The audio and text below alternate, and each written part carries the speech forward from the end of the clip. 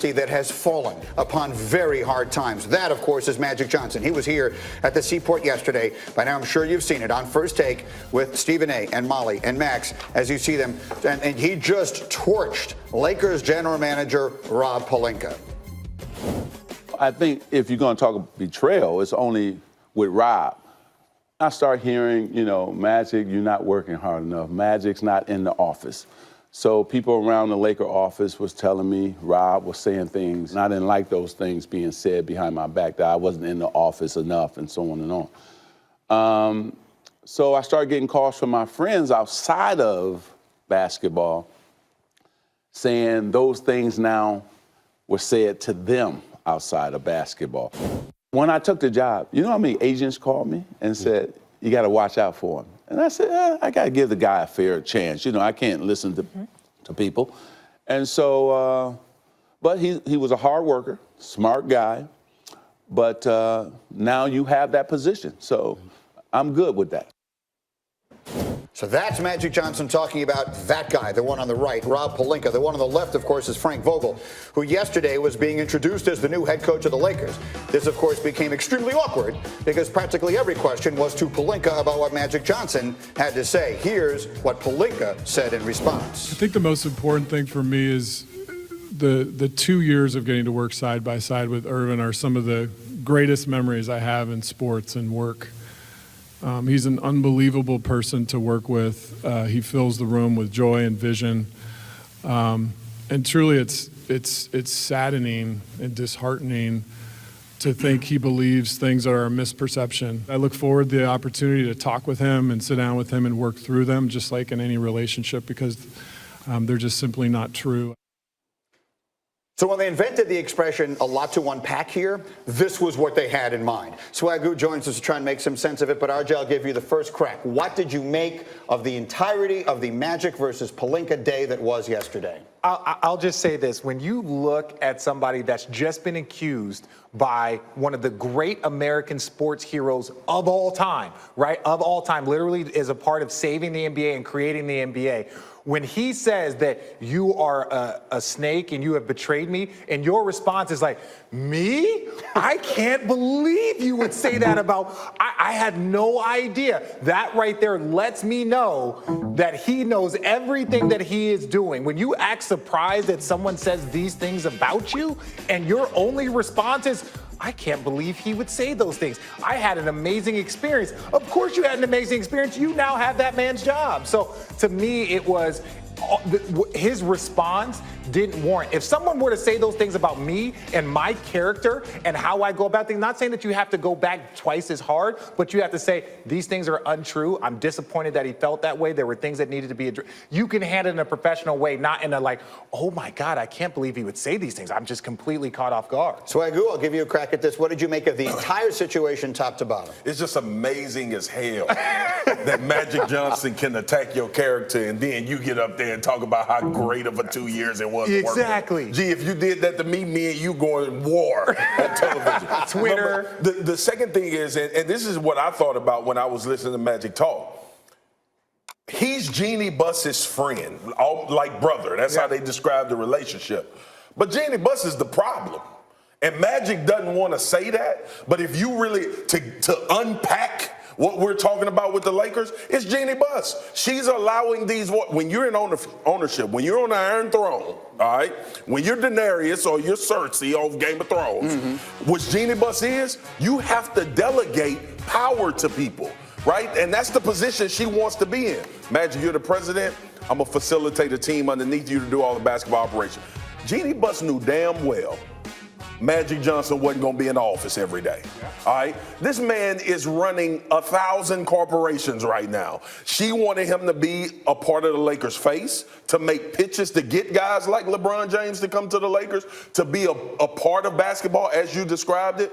But to go in on Rob Pelinka, I'm still asking the question, and maybe one of you three guys could tell me, who the hell is Rob Pelinka to make basketball decisions for the LA Lakers? He was the seventh man on the Fab Five. Yeah, very quickly, and case you are wondering that, I mean, we shouldn't assume everyone knows that. He was Kobe Bryant's agent. He was a high-profile agent. Primarily, he was Kobe Bryant's agent. He was also, if the Fab Five had been the Super Seven, he came off the bench on Michigan's team when Jalen was there. But that's neither here nor there for the purposes of this conversation. So, what do you think of all this? Well, I think it's hard to watch because you know what Magic means to the Lakers and what he means to the league. But I think Pat Riley said it best. Magic's going to speak the truth. So if he felt a certain way, that's the way he feels. And it came across as very authentic. And I think when you think about Magic and the way he came up with Pat Riley, when you have great leadership, you have strong order. And if you don't have great leadership, there's going to be chaos. And I think that was revealed. You made this point this morning. You've been to Bill Belichick's practices, is what you were saying. Tell us what you see as that and why that applies to this. Well, I think the big thing, when you go around an organization, you can see a culture by how they do everything, how they practice, how they concentrate in meetings. Everything does matter. And you know, like Riley has always been that way. I think the Celtics have that with Danny Ainge and Brad Stevens. And they don't allow people to intervene with what the plan is. There's order. You can't circumvent that order.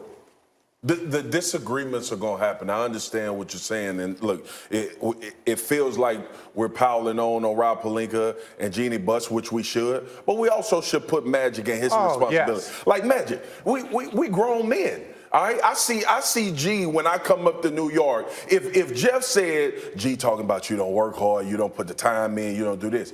Hey, G, let's go sit down in a room as men and figure out what is the he say, she say going on so we can work together or we can decide to part ways. The thing that I didn't like was Magic talking about people talking behind your back. G, you know I'm like this when we were talking about the Steelers earlier this year. Yeah. Go to the man and have a conversation. Yeah. Don't just go by what everybody else is talking about, Rob Pelinka is doing, and Jeannie Buss and all of these. You cannot like the environment, but if you think a guy is talking behind your back, be a man and go talk to him. Ask him what the issue is. Look, I love what Magic did. We're going to get into more of, did he help the Lakers case or not? But at the end of the day, there is too many stories that I have heard, that other people have heard, not only about the dysfunction between Rob and Magic, but between Rob and other people, the organization. There are so many layers to this. And when you talk about culture, my favorite one is Miami. Miami has Pat Riley, and then they have Eric Spoelstra.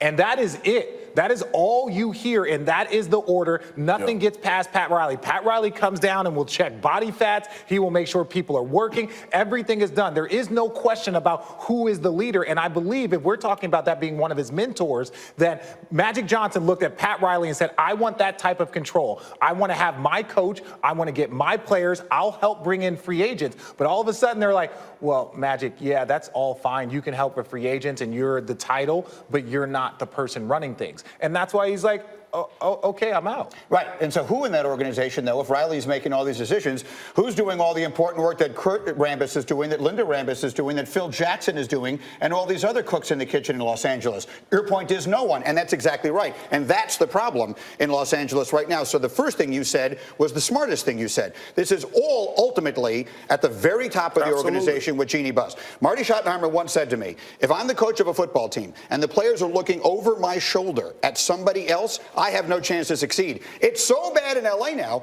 they don't even know in which direction to look because there are so many people standing over the coach's shoulder. It's ridiculous. And in this case, the coach wasn't even the coach. It was Magic Johnson, for crying out loud. I was a part of an atmosphere like that in Dallas when Jason Garrett, the offensive coordinator, was getting paid more than the head coach. Right? I've been a part of when guys don't give the validity to the guy that's supposed to be in charge because your numbers say you the guy that I'm supposed to be connected with and in cahoots with. And I think Magic is a little bit disheartened because he thought he and Jeannie's relationship would get him through all of this. And Jeannie seems to have a lot of other people involved in that same position. Oh, do you think? I mean, here's the point, is that we've now blown through all the other things we planned on doing here, and I promise I'll get them all in for you, because you said a million things worth reacting to. But this is the most important point, and that is that one of the great franchises in the history of American sports is in a state of total disarray. Yeah. And at the end of the day, for some reason, there is a real hesitancy to point the finger at the very top of the organization. And I don't understand why. At the end of the day, your job is to give one person the authority to run an organization and empower them to do it, and tell everyone else whatever Magic Johnson says, that's what we're going to do. If you are Magic Johnson, yes, and you're the president of the basketball operations, and you want to fire the head coach, whether everyone in the world thinks you're right or wrong, and they don't let you fire the coach, you have to walk out the door. And this is the other thing. It started very early, right? And so they were like, hey, well, we're going to give you Rob Pelinka. If you're going to be the president, I want to pick my GM. I want to have an assistant GM. And then, look, I'll work and with not this a damn agent. And look, and this is like, no, you can have an agent. I think Bob Myers has done a great job in Golden State. Other agents have done a very good job. So it wasn't that, but you don't have a relationship with this guy. So their input has already started. And then it was like, well, I wanted to fire the coach. And they're like, well, we don't know if you can do that. It's like, well, wait, what can I do here? You just want me to smile and help you guys bring in free agents? That's not the way that he wanted the coach to do. The president needs to talk to the owner. Yes. And the president talks to the coach. You have to have a plan. You stick to the plan, but there has to be order. If there's no order, it's never going to work. And my position, RJ, with saying not an agent, Magic is going to hire a basketball guy. Yes. Like, I'm not saying that agents can't come in and do a good job, but Magic wasn't going to hire a player's agent to come be the GM under him as the president. You don't need another person who already has all the money they ever need in their lives in that role. You already have one of them. Okay, we didn't get to anything that we planned to here, quite candidly. So I have so much still coming, it's ridiculous, including if you think the Warriors are better off without Kevin Durant, you're going to get some very serious disagreement from a surprising source. You will hear who that is as we continue in just a few moments. And then there's news from the NFL. Zeke Elliott with another off-field incident this weekend. What does this mean for his future with the Cowboys? Answers to those and other questions. Get up on ESPN. What, Zeke? Wait, what did you say?